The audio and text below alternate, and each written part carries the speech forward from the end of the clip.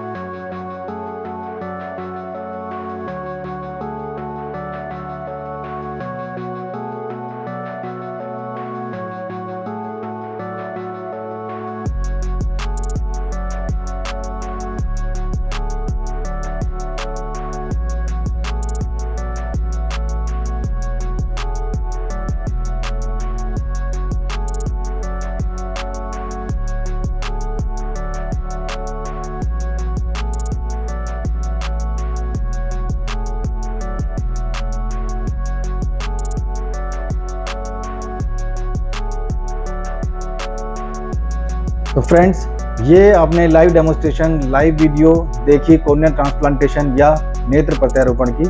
और अब मैं आपसे आई डोनेशन से रिलेटेड कुछ फैक्ट्स शेयर करना चाहूँगा। लोगों के मन में ख्याल रहता है कि किस एज में हम कॉर्निया या अपनी आई डोनेशन कर सकते हैं। इसकी एक लोअर लिमिट है, 1 साल से कम एज में कॉर्निया या आई डोनेशन नहीं करते हैं। 1 साल से ऊपर हम आई डोनेशन कर सकते हैं। अपर लिमिट इसकी कोई नहीं है, कितनी भी एज तक हम अपनी आई का डोनेशन कर सकते हैं। ये एक ऐसा डोनेशन है, आई डोनेशन, जो केवल मृत्यु के बाद ही किया जा सकता है। हम अपने परिवार से इमोशनली बहुत ज़्यादा अटैच्ड होते हैं। जब कभी हमारे परिवार में ऐसी मिसहैपनिंग होती है कि कोई ब्लाइंड कॉर्निया ब्लाइंडनेस की वजह से हो जाता है या किसी और कारणवश वो ब्लाइंड हो जाता है, तो लोगों के मन में ख्याल रहता है कि डॉक्टर साहब, हमारी एक आँख आप ले लें और हमारे इस परिवार के सदस्य को ट्रांसप्लांट कर दें, हम अपना पूरा जीवन एक ही आँख से गुजार लेंगे। लेकिन शरीर में कई अंग ऐसे हैं, जैसे किडनी का ट्रांसप्लांटेशन है, लीवर ट्रांसप्लांटेशन है, जो लिविंग ह्यूमन बीइंग अपना डोनेट कर सकता है। लेकिन आई डोनेशन केवल और केवल मृत्यु के उपरांत ही किया जा सकता है। Living human being I donation कभी नहीं कर सकता है। ये एक ऐसा आई डोनेशन है जो मरने के उपरांत ही किया जाता है। जो लोग शुगर की बीमारी से ग्रसित हैं, या उनको ब्लड प्रेशर की बीमारी रहती है, या वो चश्मा लगाते हैं, या उनकी आँख का कोई सर्जरी जैसे मोतियाबिंद की सर्जरी, पर्दे की सर्जरी हो चुकी है, वो भी अपने नेत्रदान कर सकते हैं। शरीर में कुछ बीमारी ऐसी हैं जिसमें आई डोनेशन नहीं किया जा सकता। जैसे किसी पेशेंट को हेपेटाइटिस बी, हेपेटाइटिस सी या HIV है, तो वो आई डोनेशन नहीं कर सकते। अगर किसी मरीज में कोई कैंसर है और जो एक हिस्से से दूसरे हिस्से में शरीर में जा चुका है, तो ऐसे लोगों का कॉर्निया या आई ट्रांसप्लांटेशन के लिए नहीं सिलेक्ट की जाती है, तो उनको आई डोनेशन नहीं करना चाहिए। एक दूसरी क्वेरी बहुत सारे पेशेंट्स की हमारे क्लिनिकल सेटअप्स में रहती है। पेशेंट्स को ये क्लियरली पता होना चाहिए, कॉर्नियन ट्रांसप्लांटेशन या आई ट्रांसप्लांटेशन खाली उन केसेस में सक्सेसफुल है जिसमें अंधता पुतली की बीमारी के कारण है या पुतली के खराब होने के कारण है। उसमें कोई इन्फेक्शन भी हो सकता है, पुतली का कोई इन्फेक्शन है उसके कारण उसमें सफ़ेदी आ गई है, या उसमें कोई चोट लगी है उसके कारण उसमें सफ़ेदी आई है। वो अंधता, पुतली वाली अंधता, पूरी तरह कॉर्नियल ट्रांसप्लांटेशन से सही की जा सकती है। लेकिन पेशेंट्स को या उनके अटेंडेंट्स को ये आइडिया नहीं होता है, तो वो फ्रिक्वेंटली डॉक्टर से ये क्वेरी करते हैं कि डॉक्टर साहब, मेरी आँख की नस खराब है, मेरी आँख का पर्दा खराब है, या कितनी ऐसी बीमारी आँखों की है जिससे परमानेंट ब्लाइंडनेस होती है, तो वो उसमें एक्सपेक्ट करते हैं कि इसमें भी कोई आई ट्रांसप्लांट या कॉर्नियल ट्रांसप्लांट हो जाए। तो ऐसा बिल्कुल पॉसिबल नहीं है। आई ट्रांसप्लांट या कॉर्नियल ट्रांसप्लांटेशन खाली उन्हीं केसेस में सक्सेसफुल है जिसमें ब्लाइंडनेस कॉर्नियल पैथोलॉजी के कारण होती है। Thank you friends for watching this video. हम बहुत जल्दी मिलेंगे एक नई इंफॉर्मेशन के साथ, एक नई वीडियो के साथ। Thank you very much.